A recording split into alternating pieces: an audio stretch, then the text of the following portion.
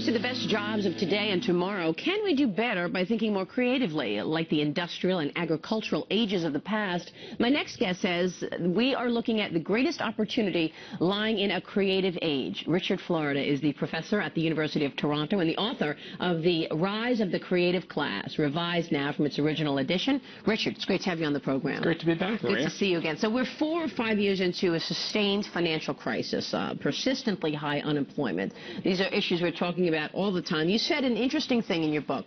The longer the crisis goes on, the smaller the ideas get for fixing it. Tell me about your big idea on this, the transformation in terms of classes of workers. Well, it's interesting. You know, people are talking about either bringing back manufacturing jobs. We are going to bring back some, a couple 100,000, 1 million, or they're saying educate people for the newer jobs.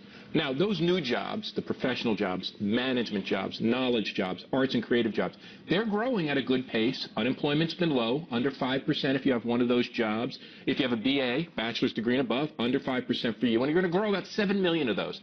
But we have 60-plus million Americans today, 45% of our workforce doing the low-wage service jobs. The people who prepare our food, take care of our aging parents, our kids, wait on us in shops, retail clerks.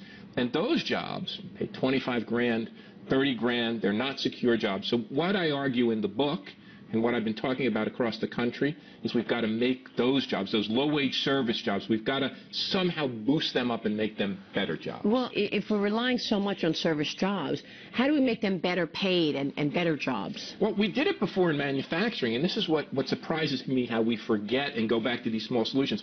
My father, born in the 20s, got a job in a factory in 1934 in Newark, New Jersey, not far from here where we are today. He said it took 9 people to make a family wage when he started that job. He came back from World War II. He served, stormed the beaches at Normandy. He said, as if by magic, Richard, I had a good job. I could buy a home, get married, put you 2 boys through college. We decided we could pay a little more. We could improve our productivity in the factories. That's what we have to do with services. And you know what? When you look at the best service companies, now I've done this. I've looked at Zappos and others, but there's a great study published in the Harvard Business Review. When you look at the top retail companies, if they engage their workers, they boost their salary, you know what? They get better customer service, they get higher productivity. But it's the same thing. The same way you build a better factory, by engaging workers, you can build a better service job, and it's a win-win for the worker, it's a win-win for the company. Where is the innovation? Who's innovating when it comes to service jobs and blending them with creative jobs? Where are the bright spots? Well, I think if you look at the annual lists of the best employers, you get the high-tech companies, but you also get companies bubbling up like the Container Store or Whole Foods. My good friend Tony Hsieh's company, Zappos, I think they're an incredible innovative. You know, you buy your shoes online and they send them to you.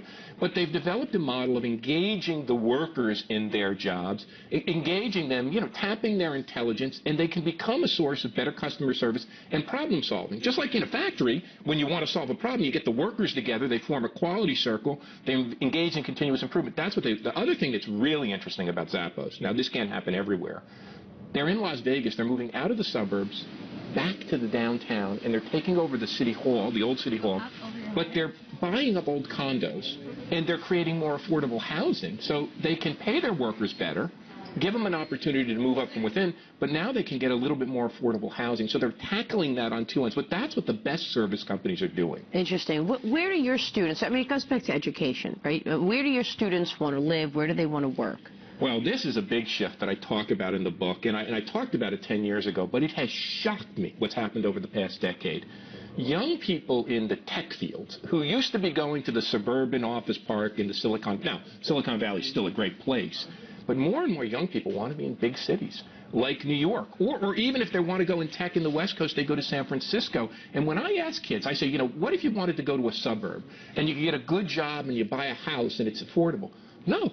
I'll take a smaller space in a dynamic city. So one of the things we're seeing, which I think is not only the reinvention of cities, that's been going on for a while, but high tech. I think it's really interesting because for a long time it was all about Silicon Valley in terms of entrepreneurialism and startup activity. Now you're seeing this happen in Brooklyn. You're seeing this happen really across the country. Yeah, and Silicon Valley still, you know, it's still the #1 place for startup companies. But #2 is New York. You know, take Manhattan and Brooklyn. It's the #2 place. And again, you know, Twitter put its headquarters in San Francisco. So I think you see this new shift. What I like about this is it offers up the city as a place not only to solve technical problems, not only to invent new software, but to create new business models. And maybe, you know, when you have an interesting guy like Mayor Bloomberg, or in Chicago, a very good problem solver like Rahm Emanuel, you could actually see this combination of technology, social media, solving big urban problems. And to me, that seems like a big step ahead for our country. I agree with you. It's a great story. Richard, good to have you on the program. Oh, it's great. Thanks for having me back. Hope to see you again soon. You too. Richard Florida joining us.